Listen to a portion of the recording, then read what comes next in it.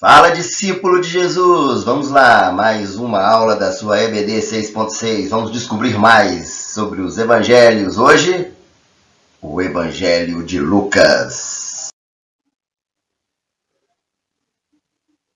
Vamos lá! O texto-chave é Lucas 19, de 9 a 10.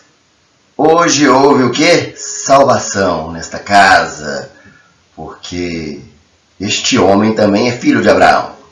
Pois o filho do homem, perceba bem, veio buscar e salvar o que estava perdido. Queridos, o Evangelho de Lucas vai enfatizar a humanidade de Jesus. É muito interessante como isso é visto em todo o Evangelho. Vejam só. Bom, o autor, como nós temos visto sempre o autor do Evangelho, vamos ver um pouquinho de Lucas. Ele não é mencionado no livro, mas na maioria dos homens de Deus concordam que foi Lucas, o médico amado, que escreveu. Na verdade, ele escreveu também o livro de Atos. Os pais da igreja creem muito que foi ele o autor tanto do Evangelho, com o nome dele, e também do livro de Atos. É interessante porque ele é o único escritor gentio que contribuiu para o Novo Testamento, porque ele era grego. Muitos acham que ele foi um dos primeiros convertidos ali em Antioquia. Existe muito forte essa tradição. Lucas foi um homem marcante, um grego culto, colaborador de Paulo, um pregador e missionário ativo. Lucas era um entusiasmado pregador do Evangelho. Bom, Lucas dirigiu seu relato ao público gentio, não aos judeus, como foi feito por Mateus. Muitos creem que ele escreveu até de forma muito clara para os gregos.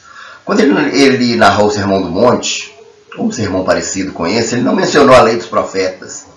Ele evitou claramente termos judaicos como Rabi, Hosana, até porque ele era gentio, né? Ele preocupou-se em explicar a geografia da Palestina. Você vai ver que ele fala muito sobre geografia. Lucas é muito interessante porque ele tem uma característica muito de historiador, de pesquisador, certo? Lucas era um pesquisador e tanto. É de consenso geral que seu alvo eram os gregos, pela forma da sua escrita. Os gregos eram admiradores da excelência masculina. Eles idolatravam tanto a virilidade perfeita, que seus deuses eram moldados à imagem de homens, os deuses gregos. Então, assim, na verdade, o que Lucas está querendo apresentar? Ele apresenta Jesus como o perfeito filho do homem. A humanidade de Jesus é predominante no livro de Lucas. Lembra dos 4 seres viventes? Lucas representa o quê? O rosto do homem, no ser vivente. Mas vamos lá. Então a gente crê muito que os destinatários foram os gentios, de forma específica os gregos. Tanto que ele começa tanto a carta como o livro de Atos enviando a carta para Teófilo, que também é um nome grego. Características do Evangelho de Lucas. Lucas lança um olhar de médico singular. Por exemplo, o relato de Lucas revela às vezes o modo de pensar de um médico. Por exemplo, só Lucas registrou que Jesus suou sangue. Suou como gotas de sangue. Está lá em Lucas 22:44. Se você observar também no suicídio de Judas, ele dá mais detalhes do que Mateus. Como registro da vida de Cristo, Lucas é o mais abrangente. É o maior dos evangelhos. Apesar de Mateus ter mais capítulos, mas em termos de tamanho, Lucas é maior. Ele também representa muitos momentos. Ele não tem exatamente muitos discursos. Tem alguns, não tanto quanto Mateus, que gira ao redor dos discursos. Ele gira muito em relação à vida de Jesus mesmo. Uma coisa muito legal no Evangelho de Lucas é a ênfase que ele dá à oração. O livro mostra Jesus orando em diversos momentos. Ele contém 3 parábolas sobre oração. Aquela do amigo à meia-noite, do juiz injusto, que é da viúva, né? Do fariseu e do publicano. Então, Lucas fala muito sobre oração. E tem muitos momentos que mostra Cristo orando, como no seu batismo, no deserto, antes de escolher os discípulos, na transfiguração, antes de dizer a oração do Pai Nosso, que ele até ensina ali, né? Mas ele ensina também outros evangelhos. Quando ele ora por Pedro, quando ele ora no jardim de Getsêmani, na cruz e muitas outras. Existe uma ênfase no evangelho de Lucas em relação a quê? A uma vida de oração. Você vai ver que isso é muito característico em Lucas. Outra característica interessante, vamos ver agora.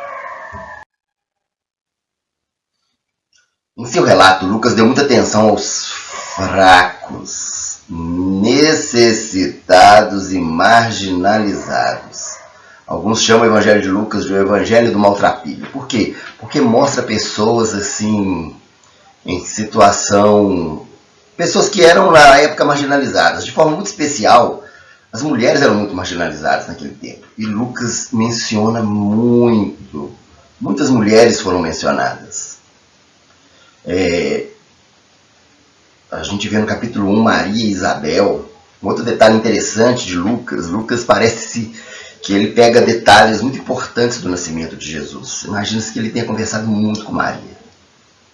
Sabe, Maria e sua irmã Marta é muito citada, as filhas de Jerusalém ali em Lucas 23. Ele também menciona muitas viúvas. Muitas viúvas são meio que heroínas de parábolas que Lucas conta, né? Parábolas que Jesus contou, na verdade, que Lucas relatou no seu livro.